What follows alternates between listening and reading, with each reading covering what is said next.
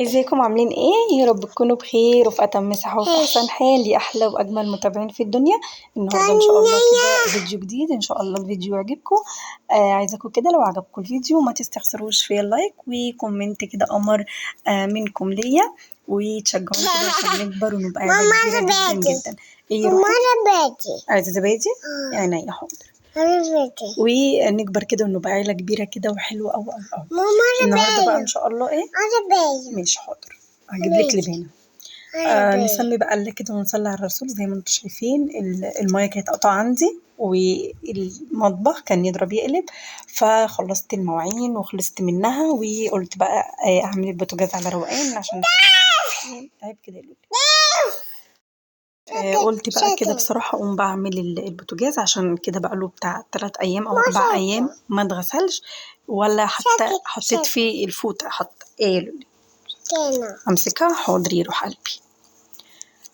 بس كده زي ما انتم شايفين شلت العيون. انا المزيل الدهون اللي انا بستخدمه ده حلو جدا جدا، لكن العيون اللي هي الألمونيا اللي انا شلتها دي كلها لما بحط عليها المزيل دوت فلونها بيتفي كده، ما بتبقاش حلوه خالص. فانا قلت لا بصراحه يعني اشيلها، اعملها احسن بسلكه وبالصابون اللي انا عاملاه. عايزه اقول لكم بيخلي المواعين العيون دي حلو جدا. بعمل صابون بالزيت، الزيت بتاع القلي يعني. هنا بقى بصوا مسكت كده بقى البوتاجاز رشيته كله، كان عندي حبة مواعين وقبل ما رشيته كده قلت اروح اغسلهم. وانا مش يعني هسيب عليه المزيل حوالي كده 10 دقايق عبال ما اخلص بس الكام طبق اللي في الحوض، وبعد كده ارجع للبوتاجاز. اللهم صل وسلم وبارك عليك يا حبيبي. فسبته بصراحة. المزيل ده حلو جدا جدا، بيسهل عليا بقى ولا ادعك ولا الكلام ده خالص خالص خالص. انا طبعا هنا مش بحط على الازاز، ودي احلى حاجة في البوتاجاز دوت يعني. العيون كده زي ما انتم شايفين اهي، هرش برضو على العيون دي عشان زي ما انتم شايفين مليانة بقى دهون وزيوت والكلام ده. ايه يا حبيبتي ايه روح ايه رأيك في ماما؟ بصي ماما شطورة ازاي. اما تكبري هتعملي لماما. هنا بقى حاضر ماشي. هنا بقى العيون ديت مش هحط عليها اي حاجه الا الصابون ده. انا عاملاه زي ما قلت لكم، عاملاه في البيت ان شاء الله ان شاء الله. يعني اما اكمل باقي ازازه الزيت اللي عندي واعمل لكم فيديو بيه حلو جدا. بغسل بيه مثلا زي ما انتم شايفين كده العيون، الحوض. مثلا ممكن عادي تصبني بالمواعين خالص يعني. تمام، هو اصلا للمواعين. بس انا مش بحب اغسل بالمواعين، مش عارفه ليه، او هو عادي، بس انا عشان عندي الصابون التاني فمش بغسل بيه. انا مخليه بقى مثلا للعيون، للفوطه بتاعه المطبخ، ليه مثلا لولي مثلا بيبقى هدومها فيها بقع او حاجه فبعمل بيها. عايزه اقول لكم هو حلو جدا. وبس زي ما انتم شايفين انت هدومك جميل وهدومك جميله قوي قوي، يروح قلبي الماما.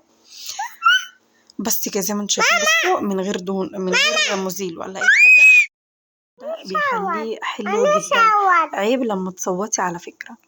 جيت بقى هنا تمام كده عبال ما غسلت الكام طبق اللي في الحوض وغسلت كمان.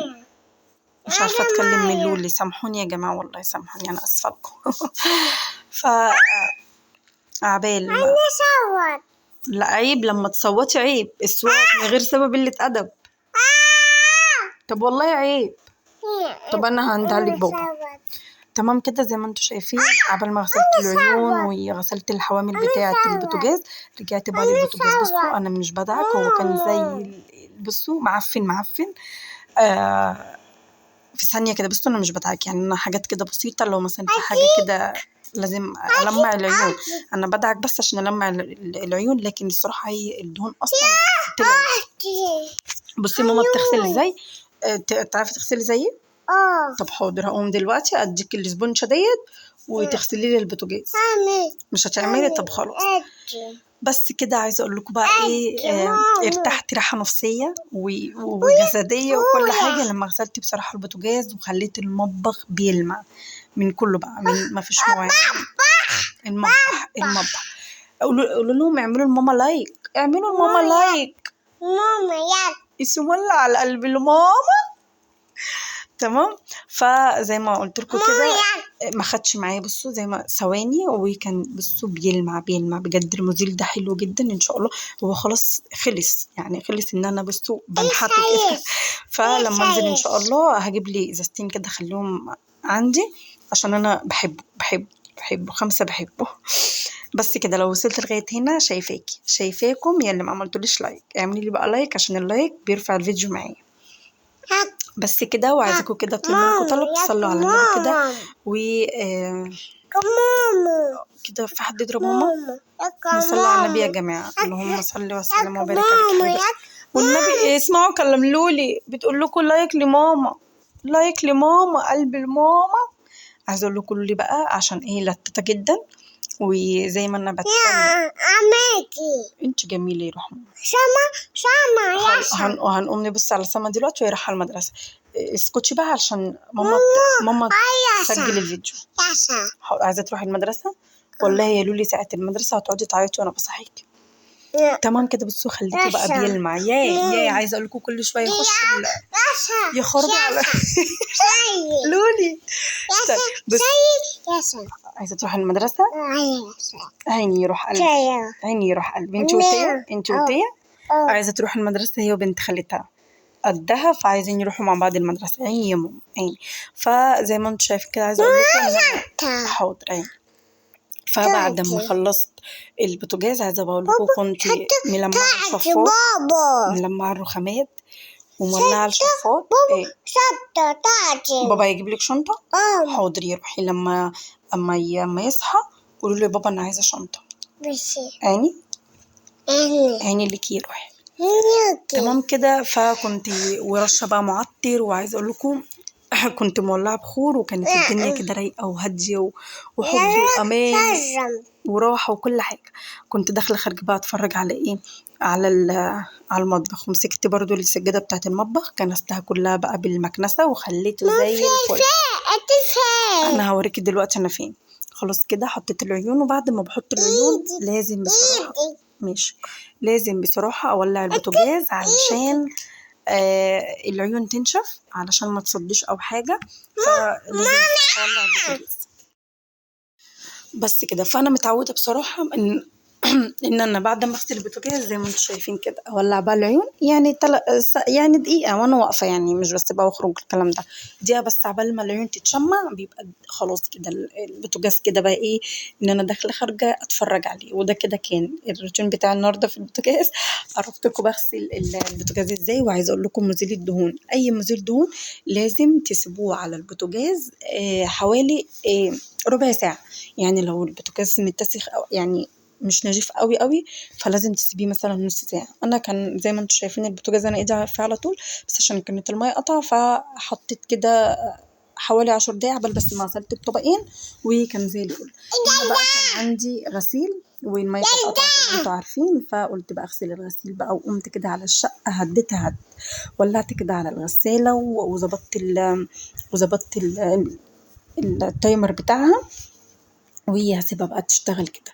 خلاص كده سحبت الاريال، هقفل بقى وهنزل الغسالة عشان اللي بتفضل تلعب في الزراير، وهاخدها بقى واخش نقعد في الأوضة شوية لغاية لما الغسالة تخلص، وبعد كده اخدها وانشرها. مش انت نشرت معايا الملايات ديت؟ عايزة اقول لكم ان الملايات اللي عندي يعني بحط يعني ايوه بحط كل ملاية لوحدها، كل ملاية لوحدها. يعني مش كل ملاية لوحدها، يعني دول صفر زي بعض صفر، دول لونهم اصفر كده،